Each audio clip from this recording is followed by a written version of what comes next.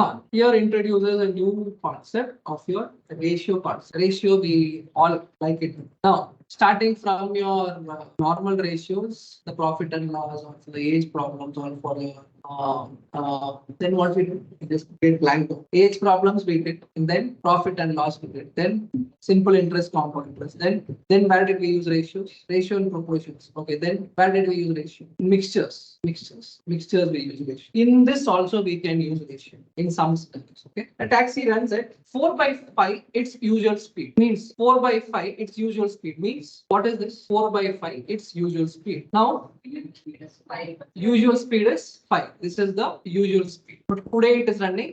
Now it is running at 4. Right? This is the one. So now how is speed and time related? Speed is inversely proportional to time, or time is also inversely proportional to speed. Right? Yes or no? So now in that case, if speed is given as 3/5 or speed is given as 3:5, so time will become 5:3. Since they both are inversely proportional. If speed is given as 3:5, so time becomes 5:3. Clear?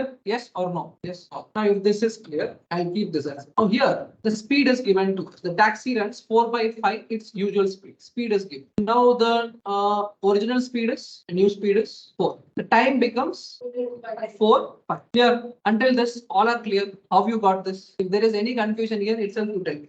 Else after going to the next step, you know. So now they are telling it's 16 minutes late. Taxi runs 4/5 its usual speed. It's 16 minutes late. So what we used to do in ratio, we used to find the difference.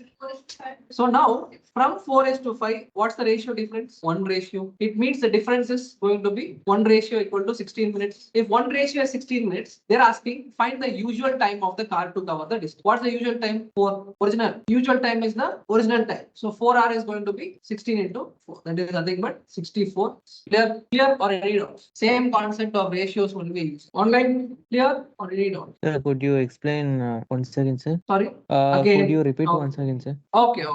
So now, how is speed and time related? Distance equal to speed into time, or speed is equal to distance by time, or time is equal to distance by speed. So speed and time are inversely proportional. Accepted or not accepted? Accepted, sir. Accept. Okay, fine. Now, in our ratios, we were learning certain things. Now, here the given statement is the taxi runs 4/5 its usual speed. What does this mean? 5 is the actual speed of it, but as of now, it is running on 4. 5 is the actual speed. As of now, it is running 4. Fine. This is also understood. Now, if these are inversely proportional, if my speed ratio, I am giving it as 3:5. Speed ratio, I am giving it as 3:5. If it is inversely proportional, this if it is speed, this if it is speed, obviously time is equal to 5/3. Yes or no? Oh, yes, sir. Yes, sir. Yes. So in that case, can I write S is equal to 3:5 or T is equal to 5:3? Yes, sir. Yes.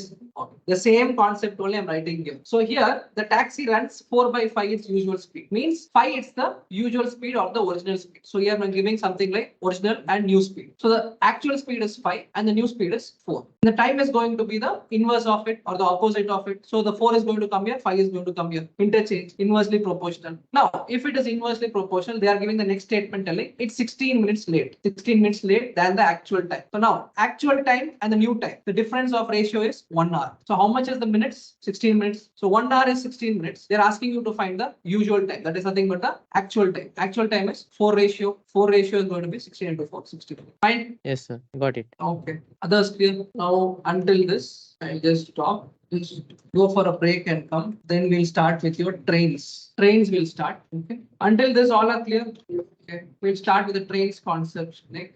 So, like before I leave, so we'll just understand the basic understanding. Now, imagine that a train is there, and here there is a pole. Here there is a pole, or there is a person standing, or there is a person standing. So they're asking you to find the distance. They're asking you to find the distance. If they're asking you to find the distance, what will you? Which distance will you? The train is running. The train is running, and they're asking you to find the distance. And they are telling the train is running at a certain speed. For example, let me also give you some example. Okay. The length of the train is 20 meters. Okay. It is running at a speed of 20 kilometers per hour. 20 kilometers per hour. Now, or what I can tell you, this also is not just 20 kilometers per hour is given. Then I'm telling, okay. It takes it takes 10 seconds to cross this person. 10 seconds to cross the poles or this person. Now I'm asking you to find the distance. Find the distance of the train. Find the length of the train or the distance of the train, whatever it is. If the train is running at 20 km per hour and it will cross the pole or the person in 10 seconds. Okay. So what is the distance or what is it? They're asking you to find the length of the train. Asking you to find the length of the train. Now the distance or the length all are same. They are given you the speed. They're given you the speed. They're given you the time. For a person or a pole who is standing stationary, when a train is passing him or it is passing the pole, obviously the length what needs to be calculated or distance what needs to be calculated is the length of the train. That's all. It's going to be basic thing. So the speed is given as 20 and the time is given as 10 seconds or like, okay, 10 seconds. I need to convert it to hour and then I need to like multiply and get that. That's all. Nothing else. More complications are not required. Whenever they're asking you to find the length or the distance for a person who's standing constant, obviously it is going to be the length of the train or the distance of the train. That's all. Both are same concepts. So you need not confuse here. Whenever they're giving you a train problem and they're telling a person is stationary or a pole is there, how much, what's the distance, what's the time and all these things, you need to calculate using the basic formula D is equal to SA to T, where speed is given, time is given, find out the distance, or if distance is given, speed is given, find out the time. Okay, this is the basic one. After this, we'll see the question. Let's go for right. Okay, until this we had completed. Start doing this. Okay.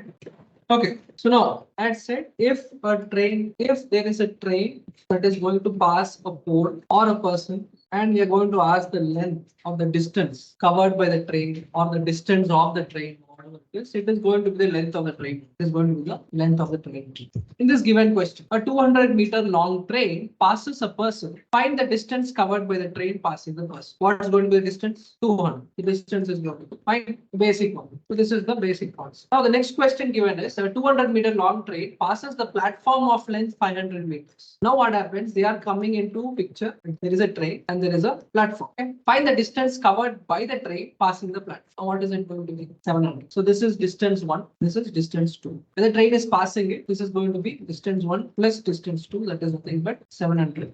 Fine. Very basic questions. Do not get confused with these kind of questions. It can give you immediate marks. A 200-meter long train passes a platform of 500 meters. It is going to add it up and you will tell the sign. Clear? Any doubts? Clear? Online? Any doubts? Okay. I'll go to this one. A train with a speed of 90 meters per second crosses a pole in 30 seconds. Find the length of the train. So which formula are you going to use? The same one. Distance equal to speed into time. They have given you the speed. They have given you the time. Are these both in the same units per second? So you can directly find the distance of the train. That is going to be 90 into 30. That is going to be 27 meters. Fine. Clear or any doubt? Train problems are very easy. Confusions. Okay, find this out.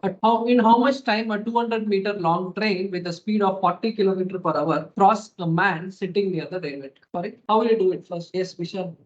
What's the procedure? How will you do it? That's what you're thinking of. What you're thinking. Here it is given in meter, here it is given in kilometer per hour. How do you convert kilometer per hour to meter per second? How? Sorry? How will you convert? This is 18 by 5. This is 5 by 18. Basics, you will forget everything, right? Okay. So now, what you should do? 40 into 5 by 18. This is going to be your in the meter per second, right? Speed. This is speed into, you need to find what? In how much time? So time you need to find out. Distance is given as 200. 200 equal to 40 into 5 by 18 into t. This becomes 5 and 5 cancels. So t is equal to 18 seconds. Clear? Any doubts? Cancels directly. T equal to 18 seconds. Okay. A train running at a speed of 20 meters per second crossed a 280-meter platform in 23 seconds. Find the length of the train. They are given the platform length as 280 meters. It was crossed in 23 seconds. Running speed of train is 20 meters per second. Find the length of the train. So how will you do? How will you do? Yes, online. The train is running at a speed of 20 meters per second. It crossed a 280-meter platform in 23 seconds. Find the length of the train. What happens to distances? Let me check. What happens to distances when a train is passing a platform? Adds, right? Okay. So if the distances are adding, then can't you find it out here? Now distance equal to speed into time. Now this distance equal to the length of the platform plus the length of the train. Yes or no? Yes. Equal to what's the speed given? What's the speed of the train given?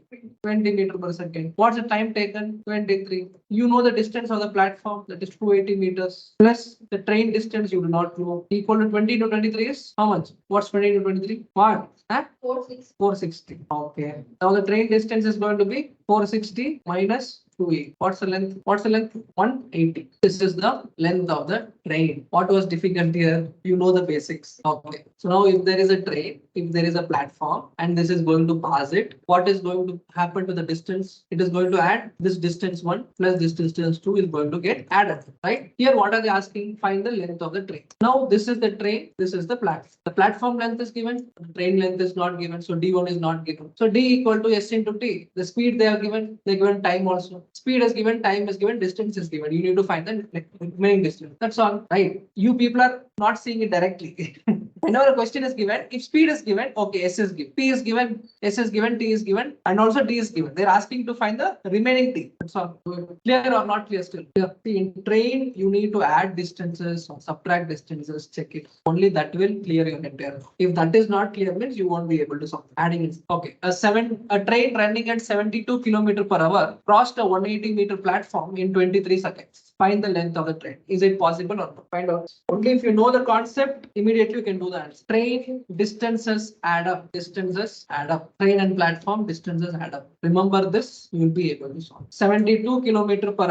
To convert it, I am going to multiply it by 5 by 8. It is going to be 4 times. This is going to be 20 meters per second. This is the speed. If this is the speed, the platform length is given, or the platform or distance is given. It is 180 meters. They are given the time, that is 23 seconds. They're asking me to find the train distance. So dP plus dt is equal to S into T. So dP I know 180 plus dt equal to S is nothing but 20 into 23. That is nothing but 460 minus 180. That is 280. 280. That's all. Easy ones. A 300 meter long train passes a platform of its same length in 30 seconds. Find the speed of the train. What does it mean? Of its same length? Here. If you're clear with this, clear. No issues. Solve it. A 300 meter long train passes a platform of its same length in 30 seconds. Find the speed of the train. Until now, the distance was asked. Now the speed is given.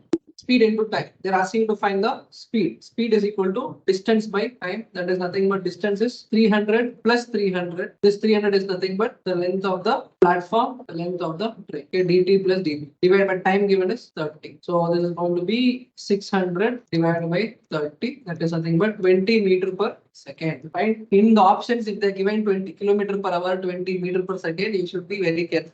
Don't make mistakes.